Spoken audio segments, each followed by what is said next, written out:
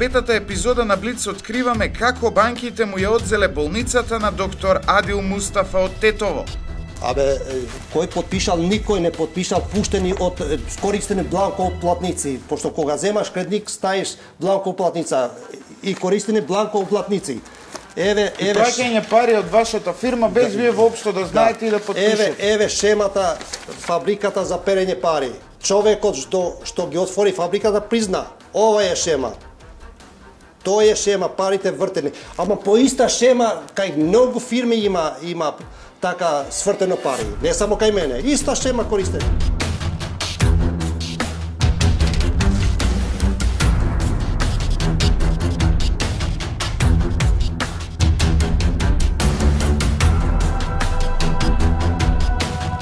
Зошто банките имаат потреба да им наложуваат на депонентите да даваат позајмици? Се перат ли пари и се надминували лимитот од 25% за кредити за сродни фирми? Знаете, многу симпатично звучи компании од нивен интерес. Не, тоа се нивни компании. Тоа се компании на нивни роднини, на нивни деца, на нивни блиски, најблиски, на семејни луѓе. Тоа се компании кои ги поседуваат банките. Токму така. Токму така.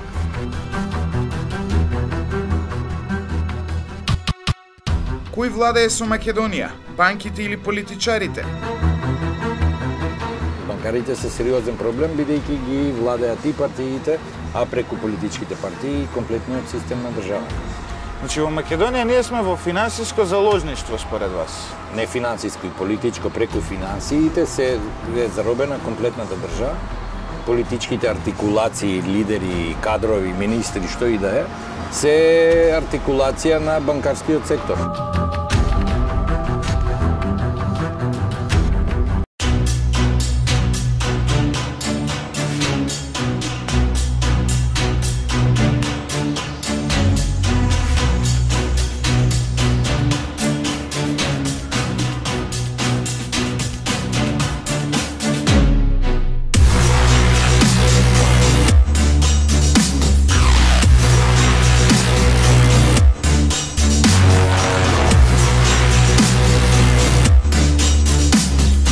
Почитувани гледачи, добро вечер.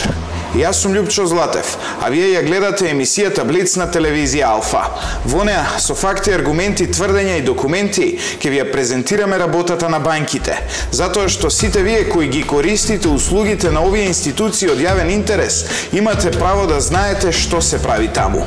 Во оваа емисија не сакаме да таргетираме ниту една банка, туку само сакаме да го прикажеме системот на функционирање на сите банки и кредитирањето во Република Македонија.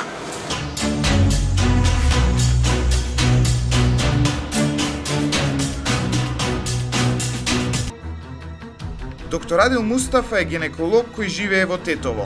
Тој долги години живеел во странство. Пред повеќе од една деценија, по повик на македонски политичари дошол во земјава да инвестира и да отвори болница во Тетово. Неговиот сон и сонот на неговата сопруга да имаат своја болница, во која двајцата ќе работат како доктори, се претворил во кошмар. Откако, како што вели, банките го измамиле и му ја зеле болницата. Сега е заглавен во правните лавиринти. Добре дојде за доктор Адил Мустафа, гинеколог, кој дошол да инвестира во Македонија и да направи болница. Фала, Љупче. Ја 2002 дојдов од Албанија со повик на Али Амет и Бранко Црвенковски да инвестирам, да го развиеме Македонијата и 2002 почнев болница во Мала Речица, го градив 8 спрата болница и 2 спрати ги отворив као поликлиника. Значи 2004 го отворив као поликлиника, до сега све со моите пари го реализирав овој проект. Колку пари инвестиравте? Овој проект е голем проект, инвестирано околу 10 милиони евро. Тука е ставено мој труд и моја жена, јас сум доктор гинеколог, моја жена стоматолог, парите од мојот брат што работи во Швајцарија и парите од моја фамилија, дајџите што е во Швајцарија. Но и покрај се ова, вие денес ја немате болницата Шендети, која е тука во Тетово, туку таа е во собственост на некој друг, односно во собственост на банките. Да, Што ви се случи вас, господине Адил Мустафа и како почна целата ваша голгота и целата ваша приказна? Да, тоа е истина. Тука се гледа дека во Македонија имал монопол, немал правда, кога ја градив болницата со мои пари немав општо проблем. Кога влезов во банките, тука почна измами, уцени, мито. Ја 2005 влегов кај една банка, Стопанска банка, со еден проект 1.650.000 евро, да го реализирам овој проект. Значи, вие сте побарале пари од банката, да, затоа што ви требале вас дополнителни пари за да ја доизградите вашата болница. Пошто голем проект, 8 спрата објект, беше изградено карабина и 2 спрата поликлиника, влегов кај Стопанска банка. Ви дадоа ли пари? Стопанска банка ми даде у почеток 170.000 евро и после таа година се отвори експозитура од Унибанка во Тетово. Дојде менаџерот од Унибанка, ме убеди дека ќе добијам кредит со поволни услови.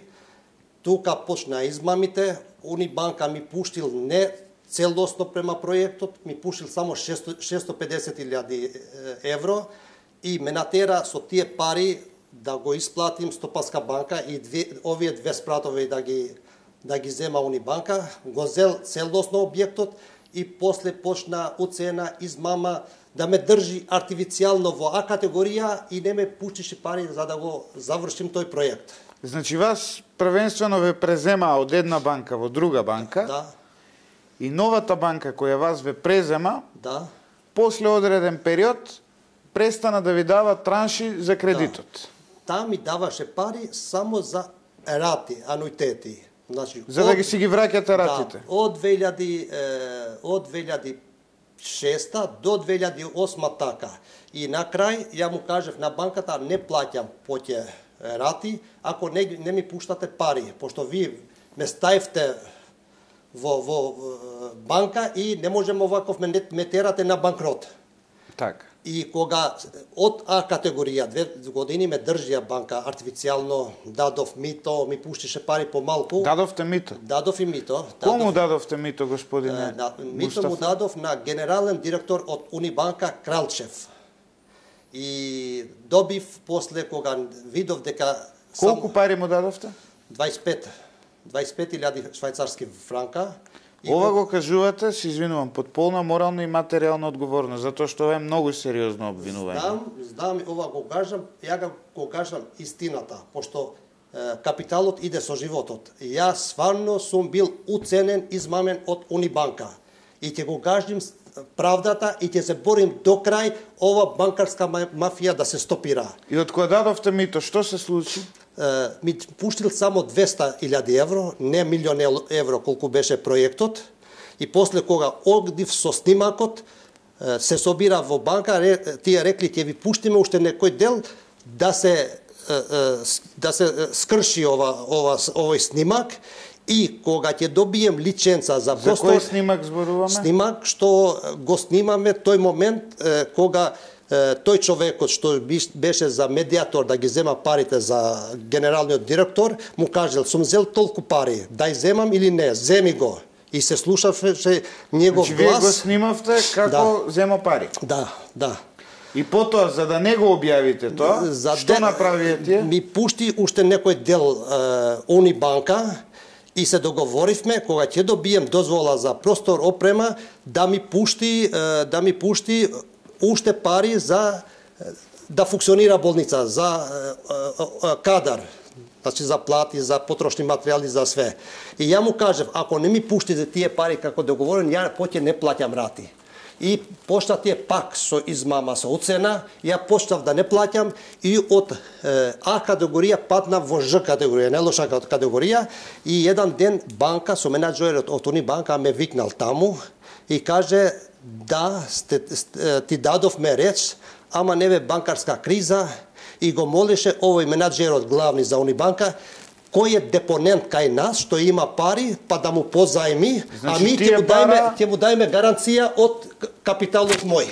Значи тие бара, наместо банката да ви даде вас пари, да ви даде некој кој има сметка во банката, кој има депонирано пари, тој да ви даде позајмица наместо банката. Да.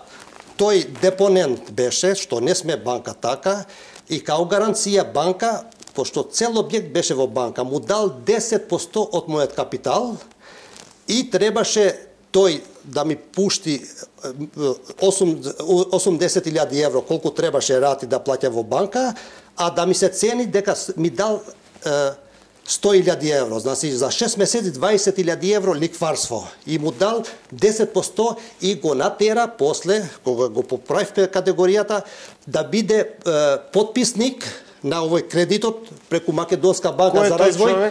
Тој човек, не сакам со имиња, со ДЖР се зове, буква Дж и Р презимето. Албанец како и вас. Албанец. Нисум го знал, ја прв пат сум го познал преку Унибанка. Банката ве запозна. Да, банката. И тој не знал што значи меница. И кога добивме кредит преку Македонска банка за развој, 350.000 евро, банка не сакаше да ми дава тие пари. И еден ден ме повика со тој менаџерот од Тетово, каже, тие пари ги зедовме ми. Затоа ти го ставивме овој депонентот. Зонда ти дава тебе пари. И тој има уште 720.000 евро кај нас, има подпишено меница, ако не ти дава, ќе го изгуби капиталот. Мора да те поддржува. Дојдовме кај тој човек со менаџерот, тој се карал, не сакаше да го прифати ова. Ја оставив без пари, без да го отворим болницата, банка ме натераше на банкрот.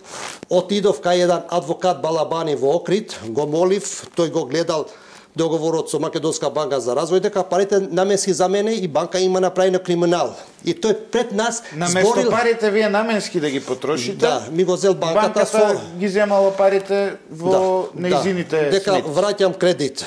Ама тука ја го разберав цела работа, пошто тој господин Тони Балабани зборил со газите во Бугарија и му кажал дека на Шандети Медикал банка го тера на банкрот и прави криминал, не му дават пари наменските. И тие после 15 минути ми се јаве дека доктор Адил дал изјава, што не сум го дал тој, дека не му требат пари, враќа кредит пред време и плаќа и казна. И нема време 1 година да бара кредит. После 15 минути ми се јавие од банка, од Унибанка, господин Делче, Крстоф и овој менаџерот. Докторе, немој да тужиш, дојди кај нас, ќе ти најдеме пари. И ја беше часот кај 11 во Окрит, од Окрит тргнав за Скопје, во 3 требаше да се видим со директорите од Унибанка во просторите во Скопје. Се видов, дојде и тој менаџерот од Тетово и тука банка ми рече овако. Докторе, наша грешка, ми мисливме дека тој човек што ти го ставивме, ќе те поддржи тој. И истина е таа дека тие пари ги вративме ми и не смеме кредит да ти дајме пак. Сега мора да најдем некој друг депонент да те поддржува, да те поврзаме. И најдовте друг човек. И друг човек го најдовме во просторите во Унибанка. Ми го донесе еден Борче Чупетревски од Прилеп, само услов беше на Борче Чупетревски да му дај 34% од објектот од мој капитал без надоместок док ќе трае кредитот. И под залог да го дадете вашиот објект практично. И ми рекли овие од банка, ти си добар доктор, не можеш да бидеш добар доктор и добар менаџер. Затоа ми ќе ти го ставиме наш VIP клиент, што е депонент кај нас, тој е најуспешен бизнисмен, ама со услов да биде 34% и тој да биде подписник на оплатниците. Значи тој да биде и менаџер на банката. Без да подпише тој, не може ни динар да се пушти од банка. Абе реков, ја добро, ако мисли банка добро да го развиеме, пошто каже, за пари све што ќе треба, ќе дајме. И од кога влезе Борче Чупетревски, долгот се растел од 1 милион, 2 милиони нешто, ја пари не видов со очи. Значи тука почна. Дали Борче Чупетревски направил криминал? Да. Од кога го пријавив ја тој криминал, кога видев дека не одат работите добро. А каков криминал направил? Што направил тој со вашите пари? Види, Борче направил криминал и тој признава, исто и тој, пошто адвокатката на Борче му каже, Борче, ти не си мало дете, ти преку банка си имаш направено криминал. Подобро кажи го истината, подружи се доктор Адил као заштитен сведок иначе ќе ти биде полесно. И Борче ми каже, како е Борче има отворени 2 фирми во Прилеп, Сумиоши и Делфин Феш, и преку тие фирми... Како се фирмите? Делфин Феш и Сумиоши.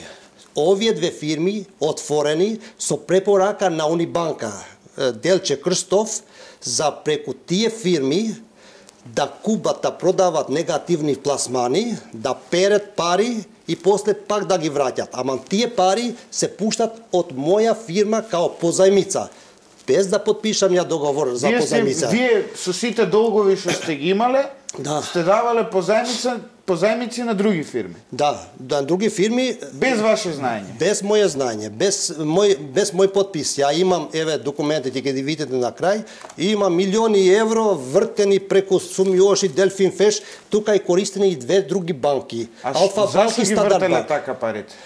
Ги вртат така парите за да се изгуби трагот, пошто Народна банка контролира кој дава и кој прима, а не тие изметју. И требаше, значи беше препорака на Борче да отвори 2 фирми, Делфин Феш и Сумиоши, и 2 фирми да биде во различни банка. Една бил кај Алфа банка со жиросметка, другата кај Стандард банка. И истиот ден парите се врте преку тие фирми. Добре дојде за господин Воислав Зафировски, професор во пензија, антикорупционер, човек со богато искуство кога се во прашање државните институции во Република Македонија. И човек со административен мозок пред се. Така. Господине Зафировски, вие сте биле запознан со случајот на Адил Мустафа и болницата Шендети. Така. Што се случувало таму? Ние имавме некаков увид во тој случај, но тоа е така хаотично, има така обемна документација што, еве, да бидам искрен, добивме и потреба еден човек кој е поупатен во овие работи да го замолиме за дообјаснување или коментар. Најнапред би сакал да кажам дека станува збор за многу сериозен случај, за случај кој не е едноставен и случај преку кој не смее да се помине туку така. Бидејќи не станува збор за гранапче, не станува збор за некоја ситна продавничка во која ќе имате купи продај. Станува збор за институција од јавен интерес. За болница. Болница која требаше да нуди услуги на цела северозападна Македонија и да покрива дел од Република Косово. Значи, што направија таму банките? Да почнеме со ред. Во ред. Најнапред господинот Адил донесе капитал. Почна од нула, направи болница. Направи болница со сериозен капацитет, болница која може да се носи со голем број наши болници што ги имаме во градов Скопје, мислам на пред се на градските болници. Не може со клиничкиот центар, но со градските болници апсолутно може да се носи. Болницата имаше иднина, имаше перспектива. Се вработија голем број луѓе. Почнаа и да работат. Меѓутоа, во стартот почнаа и проблемите. Проблемите можете да ги поделите во 2 групи. Првите се економски, зад кој застанаа банките, и вторите се политички, зад кој застана една криминална политичка структура, пред се едно крило од ДУИ, кое во соработка со неколкумина моќници од ВМРО ДПМН ставија ѓон на развојот на болницата. Па се случи доктор Адил Мустафа да не може да потпиши договор со Фондот за здравство, што е нонсенс, бидејќи ги имаше сите лиценци, ги имаше сите одобренија за работа, ги исполнуваше сите критериуми по основ на вработени лекари и така натаму, и така натаму. Значи, целокупниот медицински персонал го имаше. Политичко-банкарска завера. Политичко-банкарска завера, токму така. Значи, политиката вмеша прсти. И токму оној момент, кога доктор Адил донесе инвеститори од Турција, кога стигна опрема вредна неколку милиона евра, кога требаше таа техника да се инсталира во болницата, едноставно турските партнери беа повикани, односно биле повикани по нивно кажување, кај еден висок функционер во тогашната влада, функционер на ДУИ, и им е кажано да ја напуштат земјата.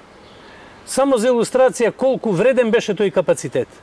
Доктор Жан Митрев инвестираше еден акцелератор во болницата Шендети. Почнаа да го инсталираат и докторот се повлече. Рече... Под притисок? Предпоставувам да, затоа што туку така од мирна душа некој да купи, да инвестира во опрема и да почне да се инсталира таа опрема во таа болница и наеднаш да рече извинете, ама јас ќе ја повлечам опремата, не е случајно. И на крај остана една куќа кај моја фирма, бил пуштена по зајмица 150 и нешто илјади евро, кај Делфин Феш, од кај Делфин Феш кај Сомиоши 110, од кај Сомиоши кај банка купено кај негативен пласман и на крај таа куќа бил подсудска постапка и банка ме натера да ја купим тој негативен пласман под притисак од Борче, од Джеват, од тој што беше во Меница као ортак што го натера банка, од работниците ја да го прифатим, да го земам, ја за да го затворим кругот, ја го затворив тој круг за да се знае трагот како помина. Купивте куќа? Абе како куќа негативен пласман. Ја до сега нисум могол да влезем кај куќата. Ја го молив овој менаџерот од банка да одем до таму, тој излезе со пушка, ја дигнав раци, тој избегнал и од 2000. Абе со документ, таа куќа уште не е извршено, е подсудска постапка. Како можел банката да дојде кај мене да го зема со извршител болницата, а да ми дава куќа неизвршено? Ја не можем да си приближим, не да влезем внатра.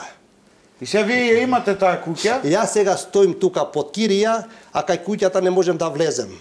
Затоа, а не сте ни сакале да ја купите? Не, ова остана така и мораше да го земам.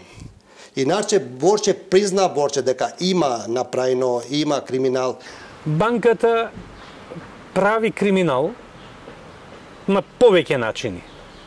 Го поврзува доктор Адил Мустафа со депоненти. Со депоненти, што е забрането. Во принцип е забрането. Со закон е забрането? Да. Го поврзува со депоненти, го советува, му сугерира да продади дел од уделите на лицето со кое го поврзува. Инсистира тоа лице да биде и дел од менаџерскиот тим што ќе раководи со болницата. Доктор Адил Мустафа, верувајќи на банката, прифаќа. Ги прифаќа сите тие такви игри. Меѓутоа почнуваат да се случуваат толку нечесни работи од кои човек треба да се срами. Така, лицето кое беше дел од приказната на банката, кое беше поврзано со доктор Адил и внесено со одреден удел во болницата Шендети, инсистирано е од него да отвори две нови фирми и за еден ден да се проперат пари од банката. Значи банката му наложува да пере пари? Банката му наложува да отвори две фирми покрај веќе една негова постојна. Му наложува да отвори во двете нови фирми сметки кај трети банки, значи не кај таја што ја има тој, туку кај друга и кај трета банка, и во еден ден, замислете, за 24 часа, односно за 8 работни часа, голем износ на пари се префрлени на неговата прва фирма, од таму се префрлени на втората фирма, од таму на третата фирма, и тоа се различни банки, за на крајот на работното време, тие исти пари повторно да завршат во матичната банка од таму од кај што се појдени. Следна работа.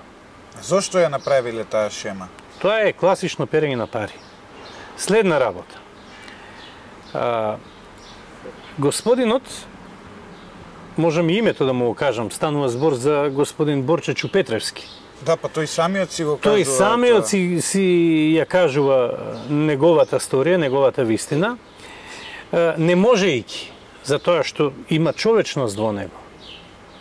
Затоа што гледа како еден човек се труди од ништо да направи нешто, настојува да направи нешто добро, квалитетно за граѓаните на Република Македонија, не можејќи да го издржи притисокот од банките, решава да даде изјава на нотар во која ги појаснува и објаснува сите притисоци и сите форми, начини и методи како се перени пари. Го објаснува целиот систем. А што се деси после? Пошто тука има елементи за организиран криминал. Влада, Унибанка, Фондот за здравје. Ама тука има и други банки, господине. Знам, не само. Тука има повеќе банки. Не само. Под иста шема, сите банки, не сите, по неколку банки има направено тој банкарска мафија. Сектор е во оваа шема? Да, во Македонија ја имам информација, сега отворивме издружење, Кордон, и преку таа издружење видим дека имаме снимки околу 30 бизнисмени јаки и гледаме по иста шема сите поврзани лица е оштетени. А што прават они? Зошто ја прават таа шема? Еве вас што ви ја направиле, што обвинувате? По таа шема го направат за да ги надуваат кредитите, пошто ми мислиме као здружење, ако нема правда, не се враќа правда, не се стопира овој голем криминал, банкарски криминал, ако ми бараме народот да дае помош, ако тргна народот, веруваме дека немат ни 20%. Преку тие фирми надувани кај банката, а пари нема. А зошто ги надувуваат тие кредити? Која им е крајната цел? Кој е профитот кој банките го имаат од се ова? Види, сега, јас сум лекар, нисум адвокат баш да ги знаем, ама према адвокатите знаем дека банките имат право до 25% да дават кај негова група. Односно, кај компаниите кои им се од интерес. Преку некој друг.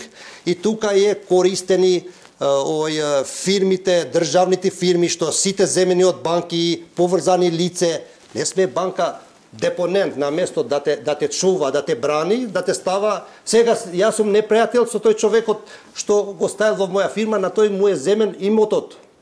На Борче Чупетревски му е земен имотот, му е земен од бензинска, а бил депонент. Затоа банка има голем криминал. А што направил после банката? Кога видел дека преку Борче Чупетревски многу е порастен долгот, каже, ме викнал во банка, заедно со Борче, докторе, пак мислиме добро за ваша болница. Цело време добро мислат тие. Пошто цело време имал цил да ми го зема болницата, тоа е. Ај, каже, да го активизираме хипотеката, да го земаме ми болницата, ќе ти го дајме тебе првите години без кирија, после со некоја ниска камата, док ќе биде болница способно да го купиш пак, ама со ниска цена, ама услов да биде со сведниците твоите ќерки. Не ти и жената. А старите фирми да ги затвориш. И така правив. Старите фирми ги отворив, го зедов, као под кирија. Баравме нова лиценца, не сегашен дети, да биде Поликлиника Балкан и Болница Балкан. Трчевме околу 2 години, инвестиравме уште 150.000 евро и на крај одевме кај банката за да земаме пари да функционира болница. Каже, има проблем, не сака држава, не сака фондот, због Камчев треба да го молите Камчев да ви дава право некој дејност да го користите. Иначе кој е тој? Систина Аџибадем, конкурентни, значи дека тој бил врзан со влада и каже за тоа и тие пари што ги даваме, ќе ги губаме. Не може таа болница да функционира. Ама ми можеме да ти дајме некој дел пари, ама да подпишаш некој позајмици. Ви даде толку еден. И пак у истата шема, пак позајмици од вашата компанија. Адвокатот мој ми каже да подпишем само ако сте болни од сега, некој рецепт. А без да го види адвокатот, ја не подпишам ништо. И цела папка го носив милиони евро позајмици, кај адвокатот каже, ако го подпишеш ова, одиш затвор. Пошто кој ќе ги плаќат даноци ова за тие, тука има перење пари, чисто перење пари. Преку вас? Значи, преку моја фирма, не преку мене, пошто ја немам подпишено. И на крај банка каже, ако не го подпишеш, тие ќе те избргнаме. И ме избргна од болница. Сега болница од 2015 стои затворено. Ја дадов кривична тужба кај обвинителство, кај организиран криминал, финансиска полиција, Народна банка, во влада, свугде излегов и во пресконференција и уште нема правда. Премиерот Заев, пред да биде премиер, ми дал реч дека ќе ја вратиме правда за болницата Шандети и ја очекувам, ама сега као подпредседател на Сдружие Кордон, ја ќе се борим не само за мој случај, и за други случаи. Има ли уште вакви случаи? Има 800 фирми прајно истрага, има голем криминал, таков криминал. 800 фирми во шема. Има во тоа шема. Веќе имаме неколку фирми што е прајно истрага, имаме 10 адвокати. Ова мора да се стопира овој банкарски криминал, да се знае која води државата, банкарска мафија или влада.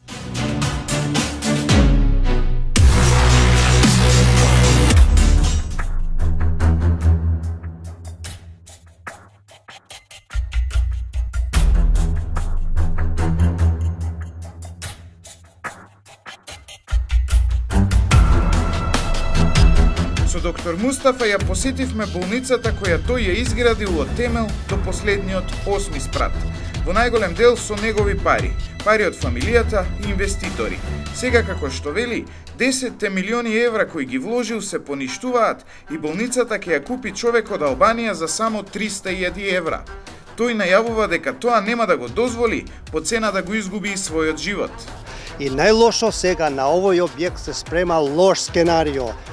Значи, до сега не можел никој да влезе, пошто сите знаат дека овој предмет во обвинителство има елементи за организиран криминал. Сега бандата, мафија, исто тие што ги направи тие сценарио во Куманово, кај Мострум, кај Сопот, спрема и тука да се тепаме измеѓу. И што сакаат да направат? Тука сакат да го донесат еден инвеститор од Албанија, тој е мафијаш, бил затворен од Албанија, сега излезе тој да пушти 300.000 евро, да го купи болница и да дојде со 20 луѓи бодигарди да влезе тука. За 300.000 евра, вие што сте потрошиле милиони? Тоа е банкарско. Значи сега ме натерат и животот да губим. Ја дојдов да запослим луѓе, не животот, а ја имотот иде со животот. Ја овој ќе го браним. Затоа тука може да има голем конфликт. Тоа е сценарио што сакат партиите, има две кланови кај албанска партија што е тука, една против друга да го ослаби.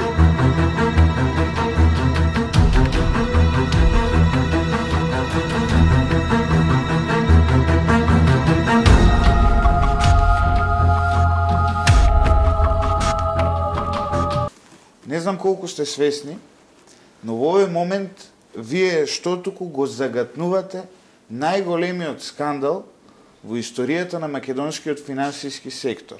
Доколку 10% од ова што го говорите е така, и доколку преку 800 компании македонските банки вака свртиле пари, тоа е многу сериозно обвинување, кое доколку се истражи на еден правилен начин, може да се дојде до многу шокантни сознанија. Господин Љупче, ја од вистината не се бојим. Ја кажем вистината. Поединачно има многу фирми што се жале кај банко. Ништо не правиме. Ми може овој банкарски скандал да го спречиме само преку здружењето.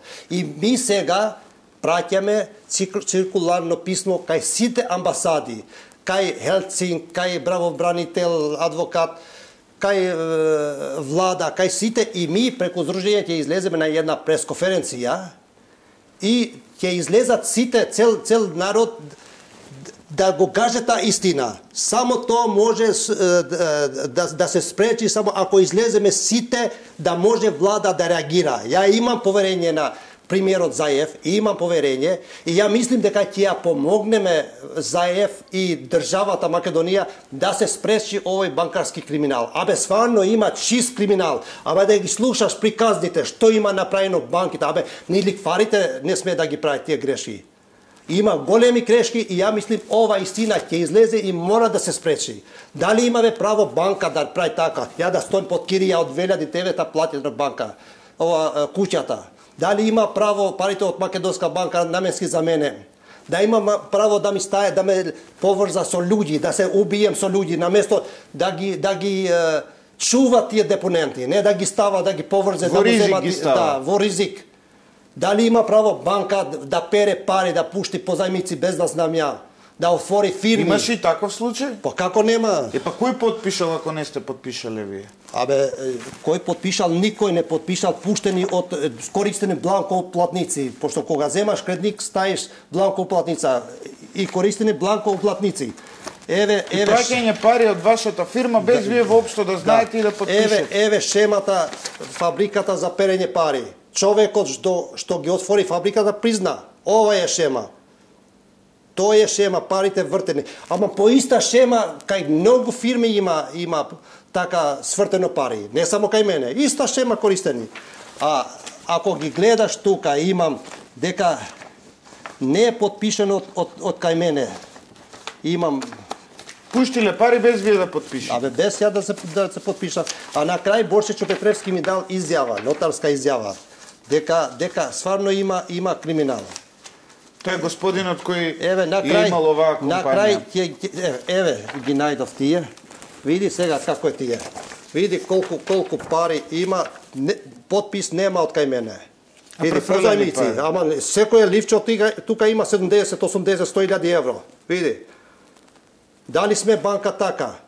Кој ќе ги плаќа тие на држава, тие даноци, тие... Например, еве примерокот. Еден примерок.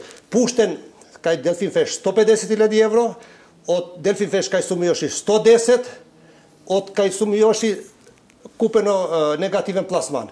40.000 евро, кој ги земал? Ги земал Борче и банкарот. Кога господинот Чупетровски смогна храброст, смогна човечка доблест да ја даде изјавата и таа изјава да ја завери на нотар. Поднесовме кривична пријава до јавното обвинителство. Реагираше некој? Немојте да ме засмејувате, ви се молам. Ако реагирал некој не би разговарале сега. Во сите интервјуа сум тврдел дека јавното обвинителство во Република Македонија е најинертната институција во државата. Каде што имате чист случај на перење пари, каде што имате чист случај на злоупотреба на службената должност и овластување од страна на раководството на одредена банка, јавното обвинителство ја отфрла кривичната пријава како неоснована. За потоа да се поднеси жалба, па ајде јово на ново, некакво вештачење да се направи. Влеа надеж настапот на вештителица. Меѓутоа, набрзо, таа надеж издиша како балон или прсна како меур од сапуница. Наместо да се констатираат фактите, се констатира некоја недефинирана состојба, каде што не можете да најдете ни почеток, ни крај. Ни виновник. Ни виновник, апсолутно.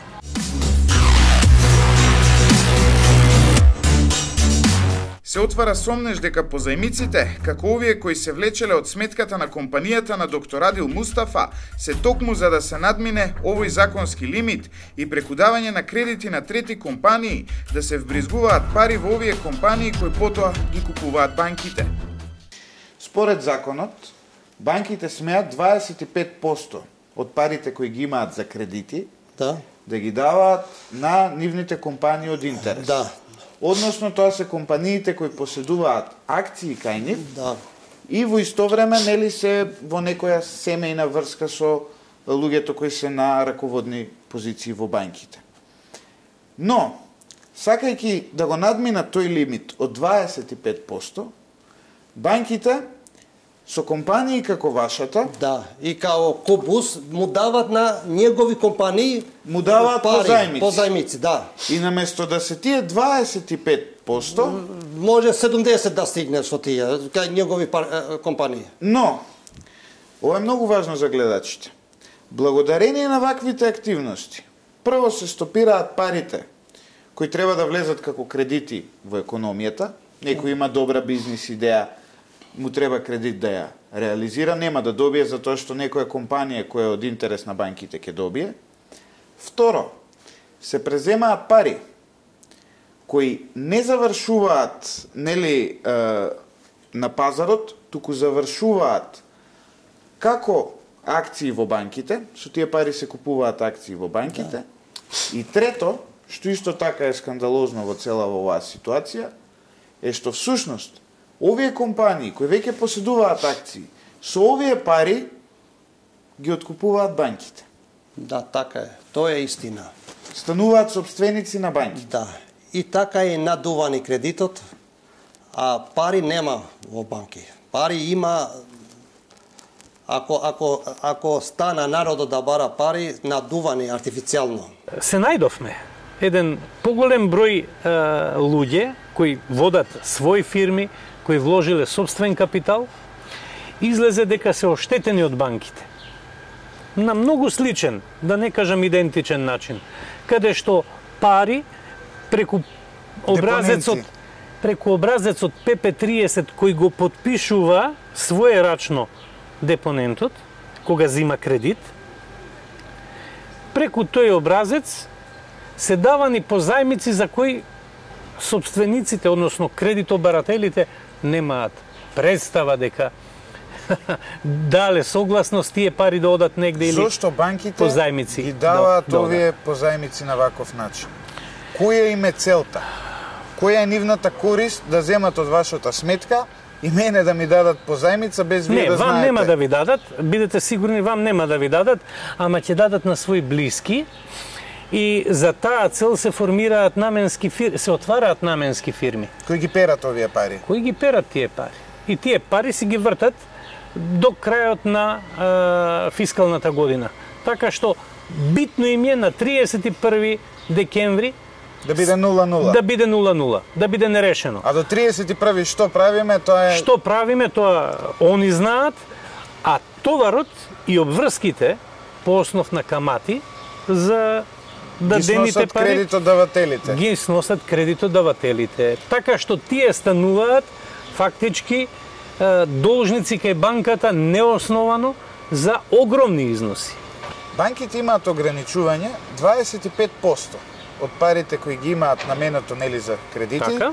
Да ги даваат на компании кои се од нивен интерес, односно компании акционери и компании кои се семејно поврзани со менаџментот и така натаму. Сакате да кажете дека со ваквите позајмици од најразлични компании, како компанијата на доктор Адил и уште стотици други компании... Кубус на господин Златко, исто така. Тие го надминуваат овој лимит преку вакви задолжувања. Односно преку тоа што депонентите во нивните банки, без да знаат, даваат позајмици на компаниите кои се од нивен интерес. Токму така. И тоа не се компании само... знаете, многу симпатично звучи компании од нивен интерес. Не, тоа се нивни компании. Тоа се компании на нивни роднини, на нивни деца, на нивни блиски, најблиски, на семејни луѓе. Тоа се компании кои ги поседуваат банките. Токму така. Токму така. Тоа е тоа. Тоа е таа цела приказна. Господине Зафировски, која е штетата која се нанесува на македонската економија, која се нанесува на македонскиот финансиски сектор, со тоа што овие 25% се надминуваат? Која е штетата која ние како обични граѓани, како граѓани кои имаме сметки во банка, како луѓе кои земаат плата, ја чувствуваме на себе? Штетата е огромна.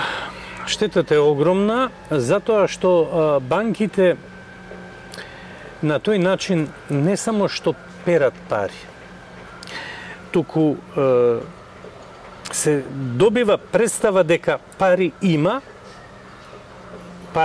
за потребите на стопанството, на оние кои вистински им требаат пари. А всушност нема. Тоа е се фиктивно. Добре дојде за Љупчо Палевски, политички аналитичар, политички активист, сега во фаза на формирање на тројка која е политичко движење или политичка партија. Партија. Добре најдов. Господине Палевски, вие постојано на социјалните мрежи пишувате нешто против банкарите. Да. Што ви изгрешиле вас толку банкарите? Да, они изгрешиле може и во амаунт да ги напишаме, или тоа небитно е персоналниот проблем. Проблем е на системот. Банкарите се сериозен проблем, бидејќи ги владеат и партиите, а преку политичките партии комплетниот систем на држава. Значи во Македонија ние сме во финансиско заложништво според вас. Не финансиско и политичко, преку финансиите се е заробена комплетната држава. Политичките артикулации, лидери, кадрови, министри, што и да е, се артикулација на банкарскиот сектор. Може ли во Македонија човек да стане политичар, односно да биде во врвот на политиката, без да има поддршка од банкарите? Се додека не им сметате, може секако. Во моментот кога нема да ги задоволувате нивните потреби, финансиски, системски, законски, но многу лесно со контрола на медиуми и неколку лидери на партии кадровски ве решаваат, ве менуваат. Имате вака некој пример на располагање некој што настрадал поради банкарите? Па има скоро во процесот на приватизација настрадаа стотици огромни фирми во намерата за ефтини пари, токму банкарите да ја организираат неформално, оние организираат целокупната приватизација. Кој е главата на се ова? Главата на се ова не е едноставна, значи ја не сум Бранко Црвенковски да лажам за Октопод и така натаму, Свети СДСМ и така натаму. Овде не се работи за Октопод, ова се работи за комплексен финансиски систем во кој неколку десетици менаџери од минатиот систем, делумно има и од новиот систем, овие тендераши, популарно што ги нарекувам, кои со помош на банките буквално не само што ја завршија процесот на приватизација, туку и се што е нова инвестиција или нов проект на било која влада до сега со богати субвенции и така натаму, по дефолт секогаш они имаат слободни средства добиени без никакви гаранции од банките за да конкурираат, добиваат тендери и така натаму и да станат уште побогати. Значи и после транзицијскиот период на општествената приватизација, истиот систем финансиски продолжи да ја развива оваа држава во наводници, да ја развива. Значи едно име не може да издвоиме, да речеме па добро, тоа е можеме, јас најмногу го прозивам Хари Костов, да кажеме, меѓутоа има и многу други примери, кој што е Охридска банка, тоа го објави, знаете. Зашто се работи поточно? Па во текот еве одговорно кажувам, во текот на 2015 година испрани се само во Охридска банка 830 милиони долари. Во една година рудникот Саса Каменица е 4 пати продаден, 4 пати е променет концесионер на рудник и по тој основ секој нов концесионер го исплаќа претходниот и по основ на купопродажба на рудник се дојдени во Република Македонија 800 и кусор милиони долари од Бермуда и сите до последен завршија 230 во Литванија, 230 во Париз, во секакви некакви инвестициски фондови во Европска унија. Сето тоа Европската администрација го знае и го толерира, а со тоа и поддржува било какви премиери кои не го нарушуваат системот на перење пари во Македонија. Тоа што беше Кипар пред улагање во Европска унија, денеска, него последните 20 на години е Република Македонија со своите мали и успешни банки во списанието банкар. Народната банка на Република Македонија, дали е тоа независна институција која ги контролира банките или банките ја контролираат неа? Не само што ја контролираат, Народната банка на Република Македонија е покритие, законско покритие за криминалот што го прават банките. Бидејќи со супервизијата во која пише дека се е супер и весело, Хари Костов има законско покритие за неговите фалшливи биланси, бидејќи он има фалс биланси секоја година. Одговорно го тврдите ова? Да, одговорно, на пример, во една бивша градежна фирма на познатиот некогаше Нацо Симевски, градежна фирма Доел со 5000 евра, во стечајот пријавил побарување од 22 милиони евра. Почитувани гледачи, тоа беше се во петата епизода на емисијата Блиц на телевизија Алфа. Сите оние кои беа спомнати од нашите соговорници имаат право, доколку сакаат, да го дадат својот одговор во некое од наредните изданија на нашата емисија.